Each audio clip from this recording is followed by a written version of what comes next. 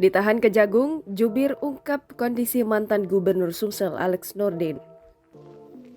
Gubernur Sumatera Selatan periode 2008 hingga 2018 Alex Nurdin ditetapkan sebagai tersangka dan langsung ditahan Kejaksaan Agung Republik Indonesia pada Kamis 16 September 2021. Alex Nurdin menjadi tersangka dugaan tindak pidana korupsi pembelian gas bumi oleh BUMD, Perusahaan Daerah Pertambangan dan Energi Sumatera Selatan periode 2010 hingga 2019.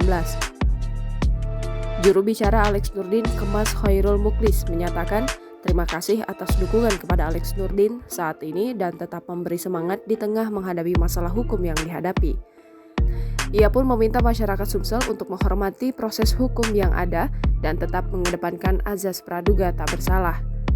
Poin kedua diungkapkan politisi Golkar Sumsel ini, meski Alex Nurdin ditahan Kejagung, namun ia memastikan program aspirasi yang diperjuangkan Alex Nurdin tetap akan berjalan. Ditambahkan Muklis, kondisi Alex Nurdin sendiri saat ini masih dalam kondisi sehat meski ditahan Kejagung. Sebelumnya, mantan Gubernur Sumatera Selatan Alex Nurdin ditetapkan sebagai tersangka dalam perkara dugaan tindak pidana korupsi pembelian gas bumi oleh BUMD Perusahaan Daerah Pertambangan dan Energi Sumatera Selatan periode 2010 hingga 2019. Kabar itu dibenarkan oleh Direktur Penyidikan Jaksa Agung Muda.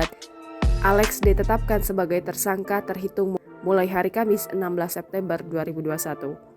Supardi menerangkan Alex Nurdin ditetapkan tersangka setelah diperiksa oleh penyidik Direktorat Jaksa Agung Muda Tindak Pidana Khusus sejak pagi.